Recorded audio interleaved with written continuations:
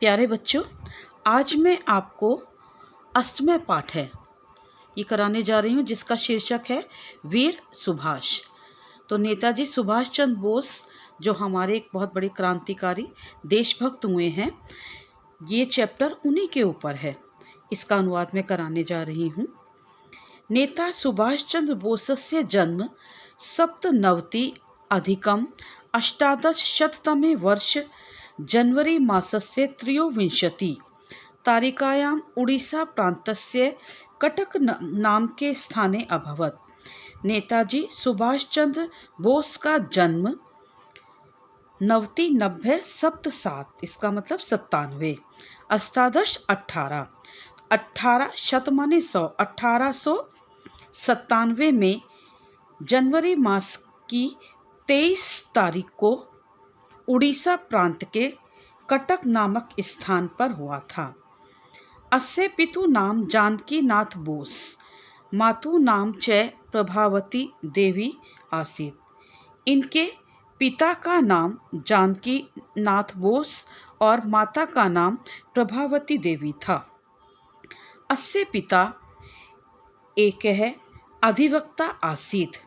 इनके पिता एक अधिवक्ता थे। अधिवक्ता माने वकील थे। आंग्ल शासकै सह तस्य प्रगाढ़ परिचय आसीत्। अंग्रेजी शासकों के साथ भी इनका गहरा परिचय था। प्रगाढ़ माने अत्यधिक गहरा, बहुत अच्छी तरह से जानते थे। तो अंग्रेजी शासकों के साथ इनका गहरा परिचय था। सुभाषस्य प्राथमिकी शिक्षा कटक नगरस्य एकस्मिन् आंग्ल विद्यालये अभवत्। सुभाष की प्राथमिक शिक्षा कटक नगर के एक अंग्रेजी विद्यालय में हुई। तत्र आंग्ल छात्राणां संख्या अधिका आसीत्। वहाँ अंग्रेजी विद्यार्थियों की संख्या अधिक थी। ते सर्वदा भारतीयानां अपमानं कुर्वन्ति। वे हमेशा भारतीयों का अपमान करते थे। परं सः तेषां समक्षं कदापि न अनमत्। किंतु ये उनके सामने कभी भी झुके नहीं। सः कोलकाता नगरस्य प्रेसिडेंसी विद्यालयात् स्नातक परास्नातक परीक्षां द्वयं प्रथम श्रेण्याम् उत्तीर्णवान्। इन्होंने कलकत्ता नगर के प्रेसिडेंसी विद्यालय से स्नातक और परास्नातक दोनों परीक्षा प्रथम श्रेणी में उत्तीर्ण की। ततः परम ICS परीक्षा अपि प्रथम श्रेण्याम् उत्तीर्णवान्। उसके पश्चात ICS परीक्षा भी इन्होंने प्रथम श्रेणी में उत्तीर्ण की। तस्य पितु इच्छा आसीत्। इनके पिता की इच्छा थी, यत माने कि सुभाष उच्च अधिकारी भवतु, सुभाष बड़े अधिकारी बने। परम सुभाषः आंग्लशासके प्रस्तावितम् उच्च पदं न स्वीकृतवान्। किंतु सुभाष ने अंग्रेजी शासकों द्वारा दिए गए उच्च पद को स्वीकार नहीं किया। तस्य मनसि तु बाल्यकालात् एव आंग्ल शासकानाम् अपि घृणा भाव आसीत्। उनके मन में तो बचपन से ही अंग्रेजी शासकों के प्रति घृणा का भाव था। प्रिंस ऑफ वेल्स नामकः आंग्ल शासकै यदा भारते आगच्छत्। प्रिंस ऑफ वेल्स नामक अंग्रेजी शासक जब भारत आया, तदा तस्य विरोध स्वरूपेण महान जनसम्मर्दः गृहात् बहिरागच्छत्।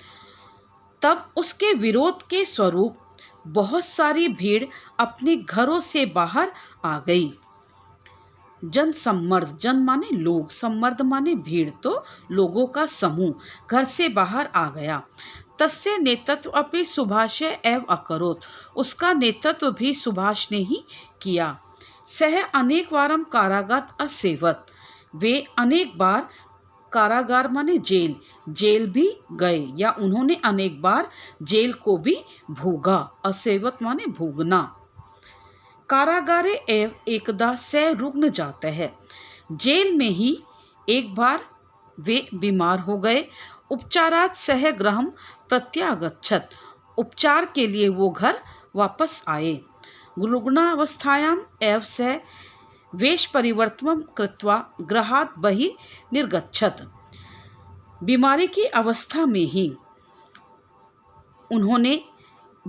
अवस्था में ही वे कपड़े बदल कर, वेश माने कपड़े, परिवर्तन माने बदलना, कपड़े बदल करके घर से बाहर निकल गए। जापान देश जाकर के सह आजाद हिंद फौज नामकं सैन्य संगठनस्य नेतृत्वम् अकरोत्। जापान देश जाकर के इन्होंने आजाद हिंद फौज नामक सेना का संगठन और नेतृत्व किया। कहने का मतलब ये है, इन्होंने आजाद हिंद फौज जैसा एक सैन्य संगठन बनाया और उसका नेतृत्व किया। यूयं मह्यं स्वकीयं रुधिरं प्रयच्छत्। तुम मुझे अपना खून दो, अहम तुभ्यं स्वतंत्रता प्रत्यर्पयिष्यामि। मैं तुम्हें स्वतंत्रता प्रदान करूंगा। इति तस्य उद्घोषः आसीत्। यह इनका उद्घोष था। बच्चों, इस वीडियो से इस अनुवाद को समझिएगा और इसको तैयार भी कीजिएगा।